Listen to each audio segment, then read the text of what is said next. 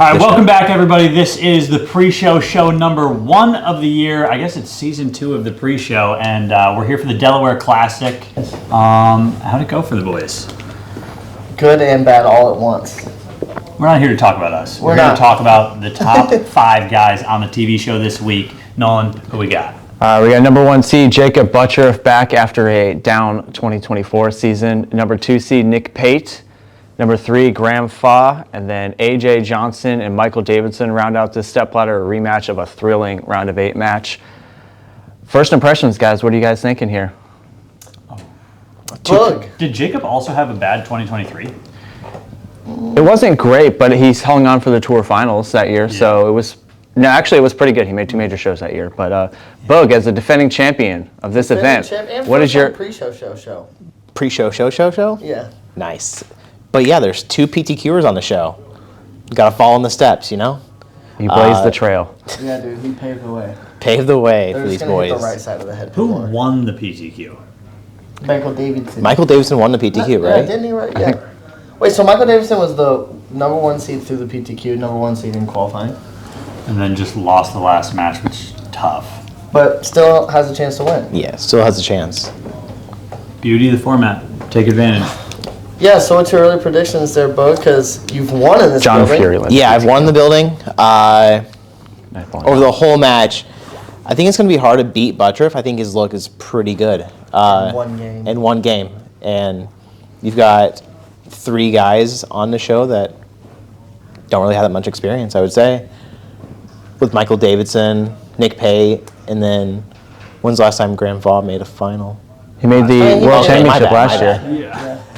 My bad, guys. Let me think back. But it's been almost a decade since he's brought home a title. So that's a long time. And that's the thing about like Nick. Nick used to make telecasts and stuff more often, but it's been a couple years, so he's kind of like lost little bit of that feel. Like it probably feels new again. Michael Davidson only made 1 show, being the regional player show when they had the 4 different regions. So, which that one's still a telecast, but it doesn't quite hit the same as like this is like everyone's in the same building. A.J. Johnson is a regular on TV. He's not afraid of the moment. And then Jacob, after having a bad year, that's got to be in his brain a little bit. Like he probably wants just a little bit more to kind of get back to what Jacob has been. So everyone's got their own little stories of like chip on their shoulder. Yeah. A.J. Johnson still hasn't won in the States. Doesn't quite get it done on TV. Jacob hasn't won in a while. Nick is back in the PTQs after being an elite player a couple of years ago. Michael Davidson is like still a new face. So there's a lot of stories, honestly, for all the fresh faces instead of seeing like EJ, Simo, Belmo, Troop type of shows. No, agreed. Which we personally love. I'm curious what the viewers think, if they like seeing the heavy hitters every week. I like to see when we get the new faces in there because it sheds light on how good everyone is on tour. How do we know the betting odds? I do. I got them pulled up right here.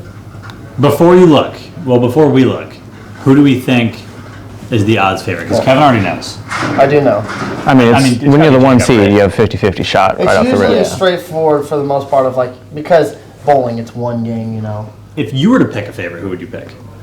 It's tough to not take Jacob as the 1 seed, 1 game. He's a lefty, so they're not going to get. Everyone has good ball motion. I mean, we saw the scores; they were as high as ever. But Jacob has won 8 times on tour, and even though he was absent, quote unquote, for a year, he still is an elite bowler, and it's just hard for someone who's won that often at the biggest scale as the 1 seed to not say he's the favorite. Because usually people look at like the 1 seed's hard because you got 1 game to do it. You might not get the right read in your 8 shots of practice before the TV match starts, actually. But then you look at like your 2 seed is Nick. Nick has been in the PTQs now, and he's kind of lost the feel of TV. So like you can't quite give him the edge because he's probably nervous and he's trying to make the most of this moment as well. So you gotta say Jacob. I mean, he has 4 times as many titles as the rest of the group combined. He's the only titleist in the field that besides AJ overseas. AJ and Graham have Graham, won but a it's been a while. You're Mm-hmm. right. I mean, he's led the U.S. Open more often than the rest of them have won. So that says a lot about his pedigree. Yeah, even though he had 1 bad year, which it happens to everybody on the tour because the tour's just so brutal. You got to give it to the guy who's won 8 times to win Jacob 1 game. I'm going to take Jacob as my early decision to win. All right. I got Jacob as well. We're going right into it. Damn. Yeah, absolutely. Well, we'll elaborate on it. Yeah. All right, let's start with this first match here. We'll talk a little bit more about Michael Davidson here. He set a 12-game scoring record. He averaged 257 for 12 games. Becky, you almost broke this record a couple years ago when you won here. Yeah. Last game. That he did.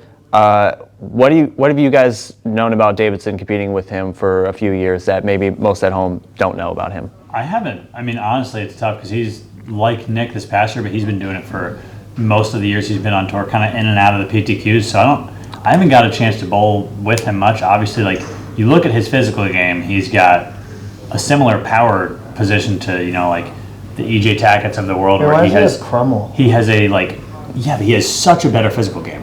Nick Crummel throws it very good, but Michael Davidson has the tour game. Michael Davidson has the massive rev rate, all the power. Like you saw when his ball was hitting the pins this week, he wasn't getting the half 10 out. The pins were exploding. The one thing I worry about on the show is the nerves. Obviously, he's made the players' regional shows, I believe, but not the one. But he hasn't made a telecast where it is for the title. Yeah. Like this is for the win. And, you saw a little bit last night. I don't know. I wasn't watching that match too much. I was watching Nick bowl the whole match, and he was on opposite ends of the building as Nick. But he got up 3-1 early. Yeah. So and then I don't know if he lost ball reaction or if it was hey, this is for the 1 seed. I have no idea.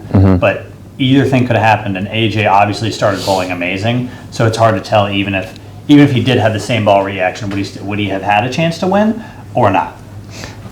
Just to recap their match last night, AJ won game 1, 277 to 235.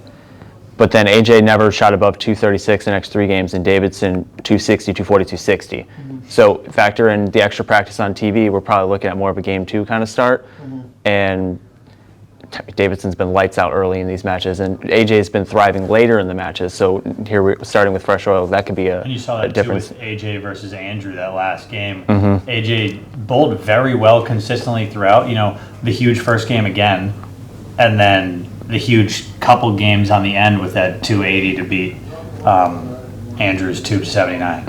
Yes, I think there's a lot to say in Michael Davidson's match last night to make TV because one, he knew he was locked into a telecast, regardless of win or lose, before anyone else won. That has to factor in your mindset. With the format where everyone else, if you're not the 1 seed, it's if this guy wins, I could get in. But if I lose and this guy, there's so many scenarios. Michael Davidson had a scenario: win to be the 1 seed, lose and he's a 5 seed. Regardless, he gets the ball on TV. And like I said earlier, it just hits different to be bowling, making a telecast where everyone's in the building. The regional ones were still hard to do. But you spread out all the national guys, and you looked at the regions, you had 10 guys that bowl on the national tour here, 20 here, 15 here, whatever. So being up 3-1, and we're like, oh my God, no one's going to beat this guy. He's crushing it. He's bowling unbelievable. And then you start to see he kind of loses a game, he loses a game. And then we watched the last game, and they were the last ones bowling. He goes, Brooklyn, washout. Just kind of throws a couple shots, not great, and then you start to think, was it kind of getting to him a little bit? I personally said, and when I was talking to Graham and who I was standing next to, it's easy to say from over here, but I've been in this format where I was in that scenario too.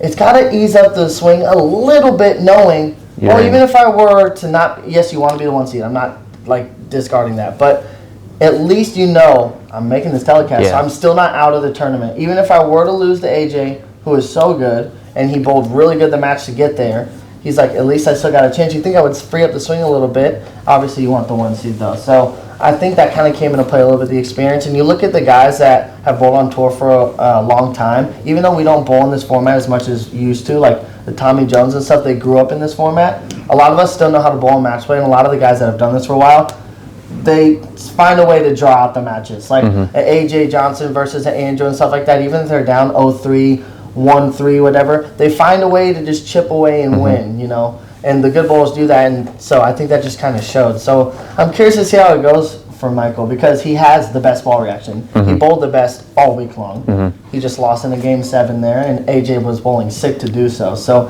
I'm curious to see how he handles the nerves. I always do when we talk the pre-shows. I always go experience over the guys that are bowling a little better that aren't there that often because the nerves are a huge factor to most guys. That was my next question. I mean, he shoots games 35, 63, 47, 68, and then he goes 180, 180, 230. Yeah, did he start squeezing? Well, that's what I'm saying. You said, like, oh, you got to have some, like, hey, I'm on the TV show no matter what. It's a whole lot different. Well, I mean, kind of. Yeah, no, it is. It's a whole lot different of, I have to win one game to win the title versus I have to win 4 games in a row to win the title. So, Boog, last year you won here without having all that experience. What was that like for you, and what could Michael maybe take away from what you were able to do last year to make sure he does the same? Dude, last year was a show. For one, you need to know when you're actually winning a game or not. Because last year's match against Tommy, he didn't think he won because he didn't get the second one in the 10th, and he already had won the match. So yeah. Michael didn't have that issue. No, Michael won matches by a lot and knows the bowling math. I struggled a little bit last year, but I had to throw that in there. Yeah, thanks. But no, just the nerves are going to be there for sure. I got nervous at the playoffs. I got nervous here. The nerves will be with you no matter what. Just breathing the process, like everything. You know how to bowl your game. You got there. He's number 5 on the show. Just keep the same process. All right. Nerves are a good thing too. I think people stray away from them. Nerves are a good thing because it means you care and like you deserve to be there. If you're not nervous, which I don't get nervous, but I think it's for different reasons. I like the moment, but when you are nervous, it's because you're like, I care. I'm excited to be here. I don't know how to, I want this. And you got to just know how to, as much as you can, hone in. Like, I'm nervous for a good reason, not because like I don't belong. It's because you do belong and you want to be there. So you're not nervous shooting a 7-pin in like the 10th frame of the match? Next. All right, let's talk. Let's move on to his opponent. Pull up the photo. Don't do it. Don't pull up the photo. AJ, since AJ won a couple years ago, that was my first year out here, so I didn't really know him too much before he had won. From my perspective, Sweden or something? Yeah, in Sweden. From my perspective, he seems to be a little different up here since he won. He seems to be a little bit more confident. He almost won in Illinois last year. He bowled well in the league shows last year. I mean, he barely snuck into match play as a 24 seed, and then wins 2 7-game. He sweeps Chris Vi and then wins 2 7-game thrillers. Like he's got it up here this week for sure. What have you guys seen from AJ? I'll just be curious to see another year. AJ getting on TV again. He got on TV plenty of times last year. I'll just be curious to see what happens. I have no idea. He's one of those guys that, like, eventually he's going to figure it out and he's going to bowl well. I think he's bowled better on TV the last couple of years, but like you said, in the league shows, I will say, AJ is like the ultimate teammate, right? Like, he's going to be cheering you on regardless of what his shot does. He might ride the roller coaster about his own shots, but he's never gonna not believe in you guys to make the shots. So it's a little different when you're bowling for your. Quick little break in the action of the pre-show to let you guys know about our new deal on thehousebowling.com. We have a matching set hoodie and sweatpants. We're giving away a combo for a little bit of a discount, and we're gonna add even more of a discount on top of that. We're gonna go 10% off our new combo set, even if you just buy the one of them, hoodie and sweats. Look, guys, if you see us wearing the 2-piece and you don't have it, you're going to look like Cameron did when I missed my 7-pin to lose the match. You're going to be very disappointed in yourself that you don't have the 2-piece combo. So get comfy with the boys. Discount code. Go get comfy. Get swagged out. You know what I'm saying? What's our code going to be? What does Comfy? It need to be? Comfy. Code comfy. Code comfy for 10% off the matching, whether you want the matching set, just the hoodie, just the sweatpants, 10% off using code comfy. Now let's get back to the pre-show show. This will be you. Let's get back to the pre-show show. If he can find a way to be as good of a teammate to himself as he can be to other people, he'll be one of the best bowlers in the world. Because obviously, like you said, he's coming through in Game 7. He's down 3-1 on Davidson. For Davidson, it matters, doesn't matter. For him, he's either on the show or he's not. He's the 24 seed, barely got into the cut. There is no road to the show without win-win-win. Mm-hmm. So, I'll just be curious to see how he did it. He did it this week. Like you saw, the scores are high, shooting 280s. My one question for the group, I'm just curious. Do you guys think that he's going to throw it in the gutter on TV? So, because there was an unreal amount of gutter balls this week. Yeah. Yes, and 2 years ago, on the Cheetah show, against Jacob Butcheriff on Cheetah, he guttered 3 times in the first 5 frames and came back to win the match. Yes. It might have been the craziest match I've seen in recent memory. Yeah, not only him, but how many gutters do we think are on TV? But do you think AJ's going to throw in the gutter on TV? seems like a You lot. have to I throw think it out. one. You have to throw it out there. At least one will go. Oh, there's gonna be. I think there'll be 3 on TV. Total? I think the over/under is like 2.5. I'm taking. I don't think Jacob's doing it. I don't think Graham's doing it because No they're shot. probably going to throw the urethane. But Nick, Nick seems like one's getting right. Yeah. One might fall in. so Nick, AJ, and Davidson, you think they're each going to throw 1? Oh, you don't think the lefties will throw it in? I know because they're going to throw urethane, so I don't think it can go in. I know I watched you throw it in a bunch of times with urethane. But that's Is 3 times a bunch of times over 30 games or whatever I when I hold? physically feel like it can't go in with the urethane ball. Yeah. Anyways, I just keep getting these low blows. guys. Are we counting when it's a gutter ball? Do we count spare shots for gutters or no? Who double guttered? Well, no. Like if you throw it in the gutter on when you're shooting a 7, does that count? It's been real, it's been fun, but it hasn't been real fun, guys. This has been the pre-show show with my friends. All right. Here's my take with AJ, because you asked about AJ. It's been the same for a while. Everyone, and I speak for everyone, when we know talent-wise, he is good enough to have multiple wins out here. The only reason he hasn't is because he gets in his own way. I truly think he wants it too much at times, and he forces the moment, and he forces those capture moments too often. I think he's backing off that a little bit more. Last night when he needed to strike out to beat Andrew, I said, guys, what's the prediction of what he's going to say? Because I personally asked him, I said, do you know what you're going to say in those moments after? And he's like, yeah, I have it. He has it queued up in his head. Those are things that you got to get rid of. And last night he just threw a shot and he just kind of gave a fist bump, where it used to be 2 years ago was he had a big monologue to say. If he can just go out there and bowl and not I don't want to say try so hard, but you guys get what I'm saying. He just wants it a little too much. He's got to let the game be more natural. And I think we're starting to see that. Just the way he bowled, and he wasn't getting over the top with the emotions. He was just bowling. And that's what you want to see, because he should have multiple titles overseas, or not overseas, in the States. And the thing is, I still think he has a chip on his shoulder. Yes, he won. Yeah. Was it the Lucky Larson he won? Yes. He won a PBA title, but it's not the full tour roster that's usually there. It's not on TV like it is here. He still wants one here. It's different. It's different. He still wants the one here. Still is on TV.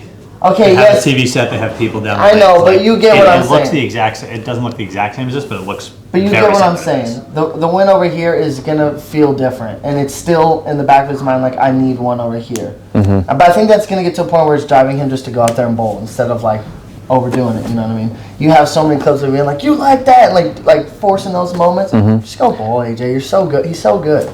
So we're running the ladder. I guess this would be the ladder for him to run too, because you got a lot of guys that haven't really been in that moment as often. If he gets comfy, I mean, tough. he's strung multiple Well, 270s together in a row. He's And he gets stringing- better as it goes. He's Yeah. stringing good games. It goes 230, 240, 270, 60, 260. yeah, right. It's not it goes 270, 180, 240, 190. It's once he figures it out, it just stays good for him. So if he can catch it quick enough, he'll be fine. So who's our first match prediction? So we can get on to the I next think AJ's matches. beating Davidson just from experience. Straight experience. That's Straight always my pick. Yeah. It has nothing to do with me thinking that AJ's better than Michael because he bowled sick this week. I just think it comes down to that moment gets a little too big for some people, and that might just mean one shot. It's not even like he's going to bowl 150. He might just have one errant shot that could cost him because scores are so high. 260 to 240 with one bad shot could be the difference here. So I'm going AJ on the first match for sure. AJ as well. AJ for sure. Yeah. All right. I won't make you big. Also, side note, the shot clock is different this year. Will that affect some of the bowlers on this AJ first is show? so slow. Yeah. So I think Oh, because there's zeros well involved. once you used to have, for those who don't know the shot clock rule, you used to have 10 seconds once the ball comes out of the ball return to pick it up. Once you pick it up, then you have 25 seconds to throw. Now it's the ball. Now, once the ball exits, you have 25 seconds to throw your shot. So, Start your AJ being a slower bowler, but not getting him out of I zone. truly think that he does not care about that. No, weren't we getting zeros last year? No, I think Yeah. I think it won't make him rushed. I think he'll just bowl a little. He'll bowl a little faster and be fine. Yeah, I talked to him yesterday a little bit about it because I was just poking some fun at him, and it's one of those things where he bowls slow and deliberate, but so do a lot of people. And also once you know it's in your opponent's head that you like to bowl slow, then it's a weapon. And in match play, Yeah. we aren't calling out people for shot clocks, so you can bowl as slow as you want. Yeah. All right, so next up is Graham Fach, who might be one of the more underrated players that we have on this tour. 100%. Just, I mean, when he starts, The word I would use to describe how Graham bowls is he clobbers the ball. Like, there's just something different about watching his. More than anyone on the left. His ball hooks a lot. It's Yeah. And he doesn't believe it when we talk to him. We're like, no, Graham, your ball hooks the most on the left. Mm-hmm. It really does. So what has impressed you about Graham? Not only just this season, but he almost won a major last year. What's impressed you the most about Graham? He's got a deep bag. So he Versatile. doesn't get phased. Nah, he just bowls. He just goes and bowls. Like I was bowling next to him the whole week, and you could never tell if he was shooting 290 or 190 because it always looked like his facial expression, his manner, which he was carrying himself, always looked the same, no matter what. Yeah, he's and a then bowling match player. play, exact same, and he was crushing guys. What was his total match play record? 4-2, and then 4-1, Yeah. and then 4-1. He lost 4 total games, and he shot 224, 233, 233. He had 1 game below 225 in match play. Yeah, I think he's gonna. And it was the last game. I have. He's winning. Whoever he bowls, he's gonna win. I think Graham wins. I think Graham. If AJ gets to him, I think Graham's gonna win. Graham. Yeah, he's got a deep bag.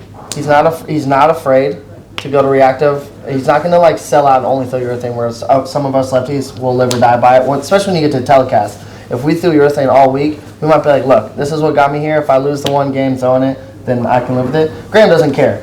He could throw for 3 shots and then slide at 38 and hook the whole ball with a reactive ball. But his ball was striking a lot. Like, I don't think people realize how much he was striking. I told him, I was like, I don't feel as bad that I lost to Knowles because he went 90, 60, 90 to start. I was like, I wasn't striking enough to beat you anyways. It didn't matter. So I think Graham's going to beat AJ if that's the right prediction. Yeah, Graham shot 816 his first 3 in the round debate last night. Yeah, and he, by the way, didn't try in 2 of the 3 10th frames because he had it locked up, so he threw a reactive ball.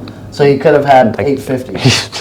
That's crazy. That's how you get on a show right there. That's crazy. So I think Graham is going to win against whoever it is just because the left is not going to have quite as much traffic, and Graham's ball was striking as much as anyone's on the telecast. It was just later in the tournament. All right, our number 2 seed, Nick Pate. You guys know him quite well. This is our guy. He, as you mentioned earlier, he was one of the top guys out here for a while. He made the playoffs a couple years ago, and then he kind of chose a bad year to have a bad year. Falls off the exempt tour, doesn't get out of tour trials, and here we are, first event of the year, out of the PTQ by a pin, and now he's here on the show. That's a lot of resilience. So It's obviously, his week. we have more insight than most because he was our tour roommate, so we get to see the good and the bad and like the demons and hashing them out and stuff like that. And Nick a couple years ago was setting the record for most 300s in a PBA event and, was really kind of becoming the guy quickly. And I remember Kyle Chuk telling me like 3 years ago, he was like, Nick is going to be really good out here because he plays the lanes the correct way as a one-hander. I always stuck in my head for some reason that he was like, he always does the right thing on the lanes. And then sometimes it just doesn't click, and he just didn't have a great year. And then we've seen him in the offseason. He started winning some regionals, and he started doing the big thing again. And then, not to downgrade his bowling at all, but he's just had all the things going his way, which you literally have to make telecast and give yourself a chance to win. But when we watched the match last night, as what, Boogle and Brooklyn? Oh, she's never seen this. Watching the match last night to get to the telecast, Mitch, who's another one of our roommates, was like, everything's just going his way. He's bowling good, his ball reaction's good, but he gets away with bad shots that only get 9. His opponents have 190 left going into the 8th. Like, he has matches locked up early. He's like, every hit is going in his way. Like, last night, what was the last? He bowled Trevor Roberts. Trevor Roberts has 260 going into the 9th. It's locked up for sure to go to Game 7. Trevor almost throws it in the gutter. 5 count, misses a spare. Next thing you know, Nick walks into a win. Like, just things are going in his direction. And Trevor even said, like, in the 10th frame of that game, he goes, like, that was happy birthday for you. Just one of those games. Yep. We all have them. So he's riding the luck train, But it's time to get that out of your mind and be like, okay, I know I've got some luck, and whether you think you should be here or not, but it's like, okay, it's time to bowl. You got a couple games to do it. It's only 2 games. No, we ride that luck train. I mean, you want to double down. Yeah, look, you hope it stays that way, but you don't want the mindset of like you want to keep riding on it. Like you want to, I want to bowl good and then let the luck carry along as well. I mean, you had some luck last year to win. You have to have it to win. Is it just this building for the boys? It is. Pac, you won here 2 years ago. Boog, you won here last year. Yeah. Kevin, you'll win in 2029. And I can't even get like next year. No, the one thing is, like, also we didn't talk about the PTQ. Nick bowled fairly well in the PTQ. We are all sitting behind him. Yep. Thinking, like, once again, a little bit of the luck train, like you said, sometimes it's just your week. Thinking, okay, he needs at least 250. He's got 250 left going into the 10th. He throws a shot that's not that great off his hand. Almost 5-7. He almost 5-7-10s, and then the 5 goes out, and then the 7 goes out, so he just 10 pins. Nobody thinks he made it. Yep. Like, not even made this. I'm not even talking made the spare. He made the spare, ends up shooting 230, but everyone's like, okay, you know, we think you're like the 2nd or 3rd guy out, maybe even the 4th guy out because the scores are so high. And then all of a sudden they announce the number. He's the number. By 2. It's like by 1 pin. By 1 pin. You're in by 1 because you spared it and then you struck. The fill ball mattered. Yeah. So you almost 7-10'd or 5-7-10'd to be 30 behind. Yeah. So it's one of those things like that happened. Then he bowls well all week. Yep. Then he gets to the matches. And like you said, he's bowling very good. Who did he bowl in the first match? He's just building on it. He beat Troop. He bowled Marshall. He was down 0-2, and then he comes back. And then he bowls Troop, and Troop has air. Bowled. He terrible. Bowled 680 for Troop just has like terrible ball reaction, searching, trying to figure it out, and never does. So Nick beats him, and then he bowls Trevor Roberts, and who was the person 1 pin out of the PTQ? Trevor was also riding the luck train. Insane. I didn't want to get started with that story. But then Nick ends up winning that one in 6. And we're talking about all this luck here. Good games and good breaks. But a couple years ago in Kokomo, it was a non-TV show, but he makes a show with EJ, Belmo, Simo. Yep. Beats EJ, beats Simo, wraps a 10 to lose by a pin to Belmo. Yep. So like it's so much. The one thing I want to say about Nick, because we all picked AJ, we think Graham beats whoever next, and then now we have Nick, who got the luck train. Last time he bowled in a step ladder, he was dialed. He threw the shot to win. And it just didn't strike. So he shoots, like 240 and loses? Yeah, it was like 37 or 30. 47. He had 40 going, and he loses by like less than 10 because he rings a 10 pin first shot in 10th. He only needed the first one. He didn't need he didn't need a double. He only needed that first one, and then he rings a 10 pin on a great shot. Yep. And talk about like things that can change your life, right? Like he's not bowling PTQs if that shot strikes. Because he has a title, he's automatically into the the exempted bowlers field. Yeah, and he's got all the confidence of knowing I just beat those 3 guys. I just beat the 3 best players in the world consecutively. So not only I can win, but I can beat the best guys to do it. Like consensusly, those 3 are the best, have been the best for the last 5-10 years. So and both of you two, after your first title, with the confidence won within a couple months. You within a couple weeks, like that confidence of winning that first one. Yeah, they put out the house shot for me. Jeez. It was. Everybody averaged 240. So now, but the one thing I was going to say about Nick is, like, he has the most to gain and the most to lose. Yeah. He's the 2 seed. He only needs to win 2 games. Yep. So he has, and winning would put him into the exempt field. Like, winning puts him no longer, still paying the entry fees, but no longer having to bowl the PTQs for years to come.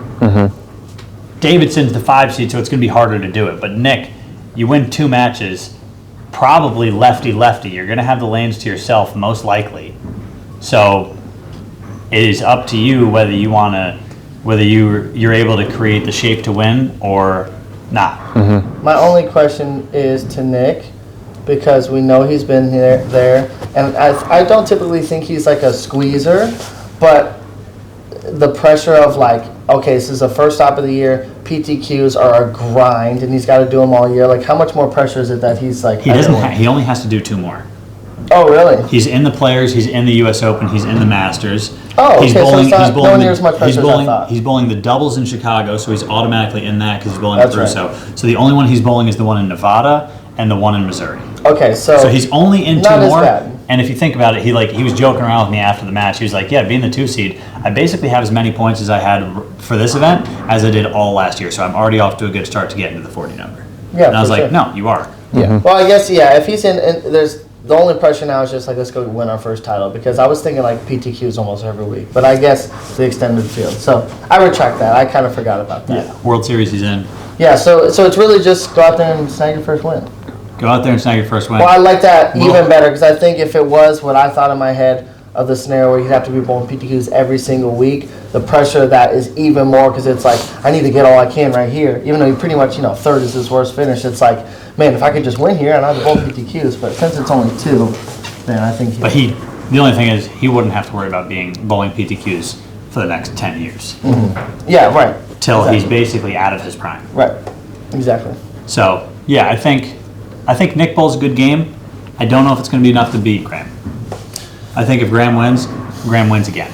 I think Graham goes win-win. Because looking at Graham's stats, and how the games have gone and how the matches have gone, he's shooting like 270 most games, or has it out with a 40-pin lead and tries something. And the traffic that he's seen on the left, because he bowled Cam and he's bowled Knowles, the traffic didn't slow him down at all. Or some of the other lefties, they got gross. Me and Knowles match, we bowled a big last game, but they weren't the easiest ever, it felt like, and so that's him and Jacob being on the pair together is not really going to affect too much. Jacob can do something to the lane to ruin it, but he won't have time to. No, it's not like here when you bowl 4, 5, 6, 7 games with the same guy on your pair.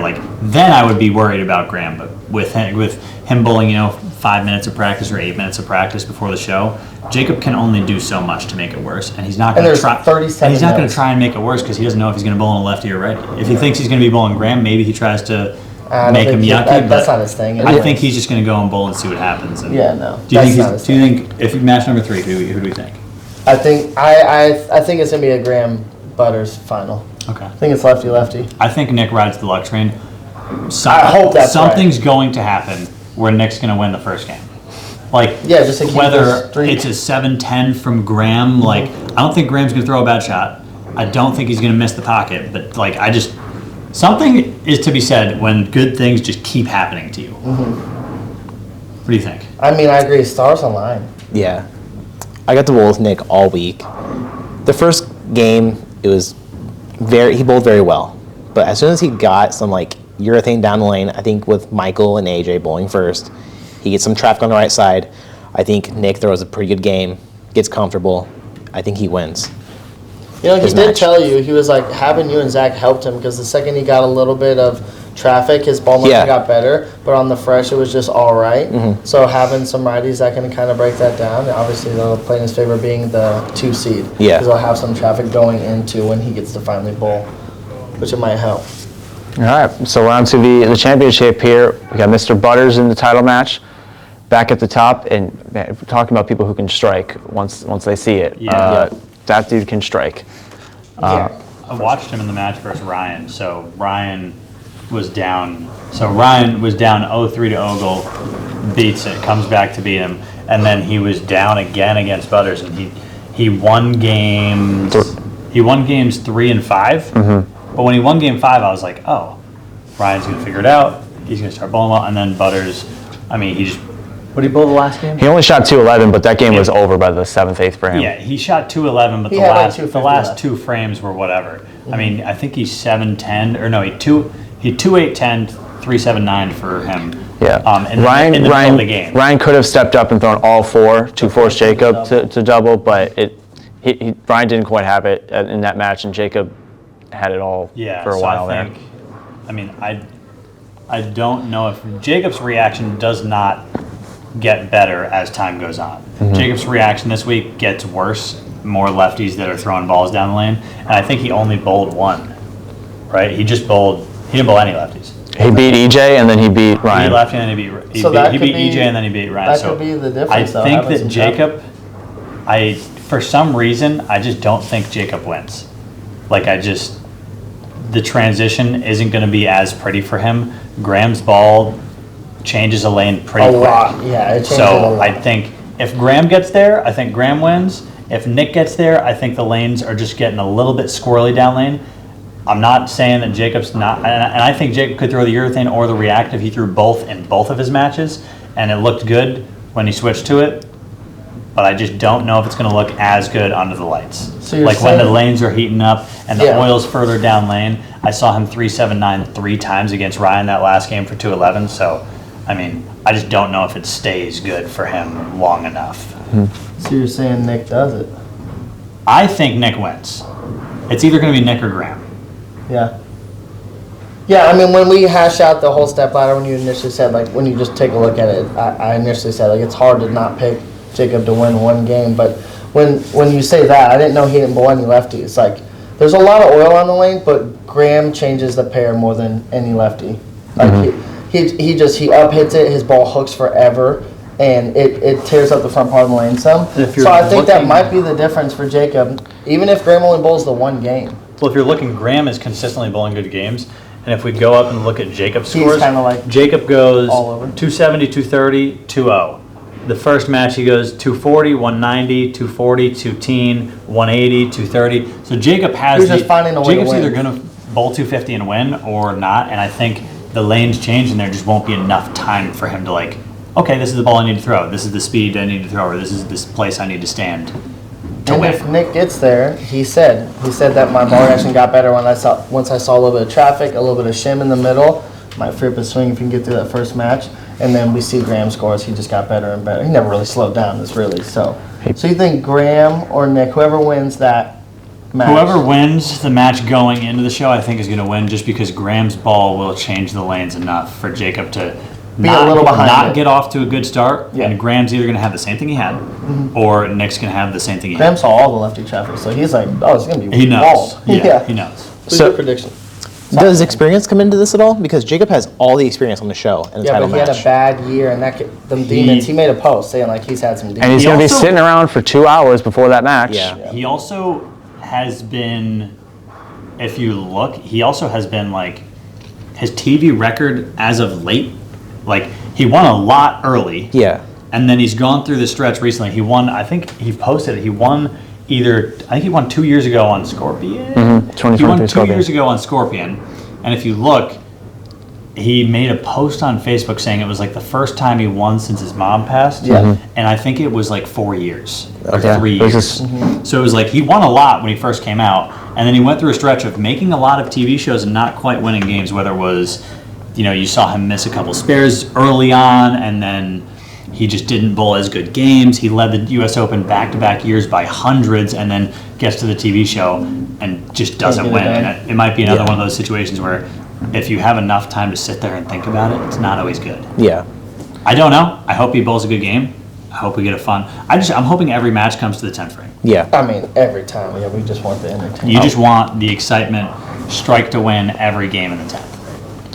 So the other interesting thing about this show that we haven't mentioned yet, this is an all one-handed show, Yeah, which the last time we saw it was last year in Illinois. AJ was also on that show. Yep. And then we also saw it 2 years ago on Cheetah, which was also all one-handers. So it's something about Cheetah brings about the one-handers, and AJ Johnson apparently. You think like the And logic. AJ is the king of the one-handers. It's funny. You think like logically, it's like the two-handers would struggle on the short patterns because your ball hooks more, but that's not really how it goes because the guys that all make the tailcast all hook it. Yeah, that's- And the it's two-handers interesting. all bowl well still. But when you think just like simple, it's like, oh, short pattern, you have to play straighter, or your ball hooks more, the two-handers struggle.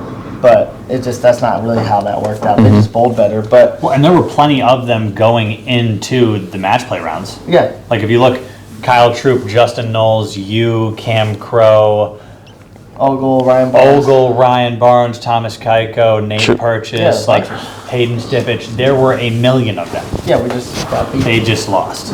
Butchroff and, Davidson obviously because he was the number one seed, but Butchroff was the only one who won his bracket while earning a bye. So a lot of lower seeds. Graham was the 18th qualifier, Nick was AJ was 11th, 24. AJ barely snuck in, so you guys say this all the time, it always annoys me, but anything can happen in match play, and that's what happened in That's this why it's event. the Does best format. I will stand on It's it. the most entertaining. It's the most entertaining, but that makes it the best. All right. But what about the other thing we haven't talked about? The odds. Can we talk about the betting odds? Because we brought it up forever and then we cut it off. We could cut it. We could talk about it. Yeah. Go for it. But we have to say, as a disclosure, we do not bet because we cannot bet. But for the betting world out there, we'll talk about it. We bet a little bit, but just we not on PBA. Not on the PBA. We do not bet on the PBA. So we'll start from the bottom and we'll go our way up. Michael Davidson, the 5 seed. He is plus 1,000 for obvious reasons. To run a ladder so hard, no matter who you are, and he doesn't really have that, that experience, whatever. Then you get to AJ Johnson, who for plus 800, if you want to take a gamble, that seems like the one. That's the money maker for the gamble to get your most reward out of that. He's plus 800 to run the ladder, and he's probably the hottest bowler out of everyone on here. And then you get to Graham Foss, plus 400. If I was a betting man, I think that would be my pick. Is Graham Fach, because plus 400 is still good odds. He's got to win a couple matches in his ball striking. Nick is at the same odds at plus 400 as the 2 seed. As Graham? Which is kind of funny to me. It always goes in sequential order for the most part. It does, but and the fact that they're the same odds to win, so then it's like, well, why don't I just take Nick? He's got to win one less game than Graham. And then all the way in first place, winning one game, minus 118 is Jacob Buttriff. That's your safe bet, obviously. But it's crazy that the 2 seed is plus 400 and the 1 seed. Like, usually it's not that big a difference. That's a gap. It's usually like minus 100 plus 120 or something. Like, that's a big difference in the money. Yeah. So, Who are you picking for the money? If you're looking to make money. If I am personally betting, not going for the home run, if I like a good bet, I'm taking probably Graham or Nick, either one, just because Nick only has to win 2 games and plus 400 to be the 2 seed is very good odds. And I like Graham's chances to be able to run the ladder at plus 400. If I'm betting for the money, I'm probably throwing a little bit of cash on AJ, just a little one. A small amount on AJ, happens, and then to actually win, even though I didn't pick him, I'll just bet Buttriff so I can watch the final match and be interested. Yeah, that's true. I'm gonna be interested in the match, but if I'm looking to bet, you need money. I'm betting the final match no matter what. Because you can't bet it live. And then I would bet AJ early on. I would just bet AJ to win. So if he runs the ladder, then I would do a little teaser with AJ because that's plus 800. So that's the fun one. That's the fun one. He's got the experience. He's got the most experience recently. Yeah. He's made the most TV shows over the last 2 years by far. Yeah, the plus 400s though, they look good. They look enticing for a better. Bug, who you betting on? You're not betting, but I'm not betting. It's not betting. We are not betting. We're not betting. I promise, we're not betting. But I want to. I like the idea of Pac. I would put a little bit of coin on AJ. Like a bug-sized coin? A bug-sized coin, yeah. Just a little tiny one. But then maybe I wouldn't bet on Buttriff. I would put a little bit more money it's too safe on Graham. On Graham? Yeah. Just the plus 400. I like it. It's just... I like that. That's good odds. That's great odds. Yeah. All right, I think the last thing we should touch on here is the newest wrinkle to the season, the PBA Elite League Battle of the Brands. For those of you who don't know, each team is sorted by their staff players. So all the DBA players are on DBA, all the Brunswick guys are on Brunswick, Storm on Storm, yada, yada, yada. And then each team picks 5 players who they think are going to perform well this week, and only the playoff points earned by those 5 guys count.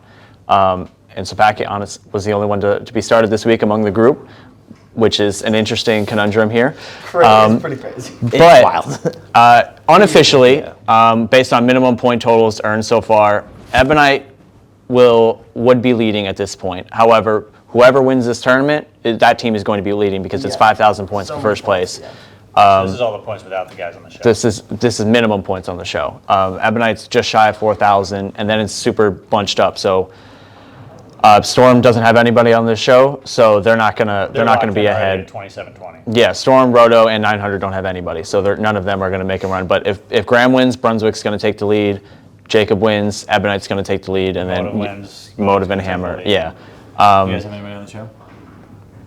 Hammer does. No, we don't. We had 4 or 5 in match play, which helps us. Isn't Nick? Nick's not on a team. That's the other interesting wrinkle is because Davidson and Nick aren't even on teams. That there's only non-exempt players. No. If one of them wins, do they get added to the teams? Yeah. So if you're not on in the exempt list and you become you're instantly added to the team. Instantly added to the team. Well, they would have the choice, but there's no reason why your team wouldn't add you. Yeah. Yeah, because but you don't get the points for that. You don't.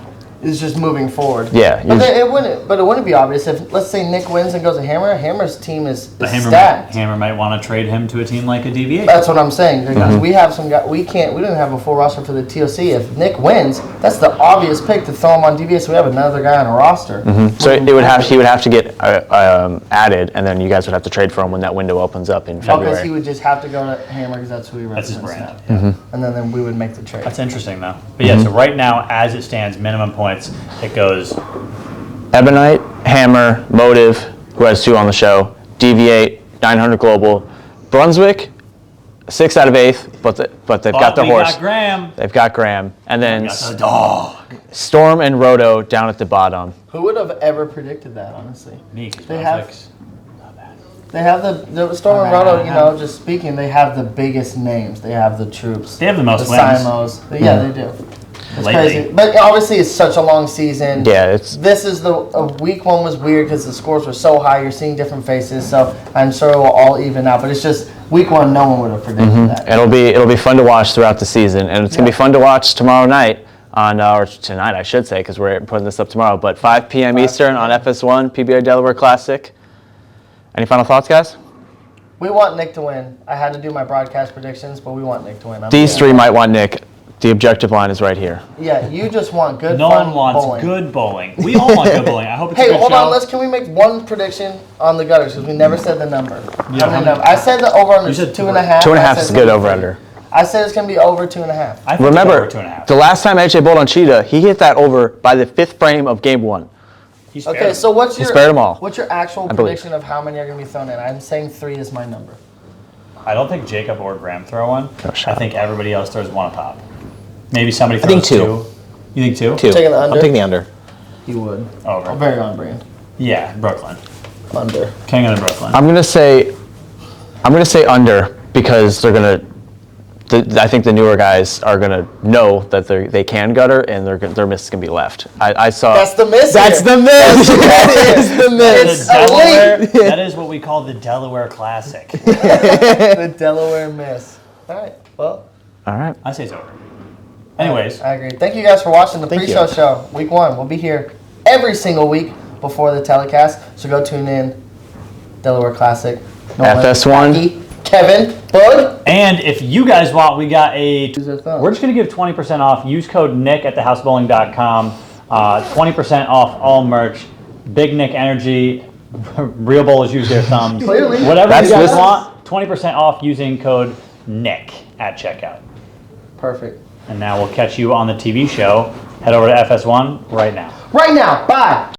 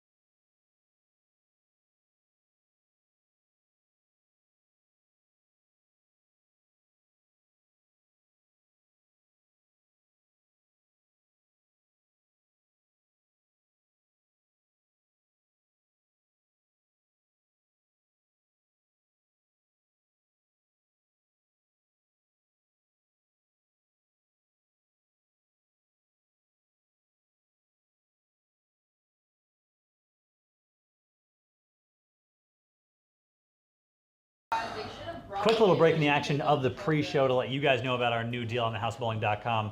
We have a matching set hoodie and sweatpants we're giving away, combo for a little bit of a discount, and we're going to add even more of a discount on top of that. We're going to go 10% off our new combo set, even if you just buy the one of them, hoodie and sweats. Look, guys, if you see us wearing the two-piece and you don't have it, you're going to look like Cameron did when I missed my 7-pin to lose a match. You're going to be very disappointed in yourself that you don't have the two-piece combo.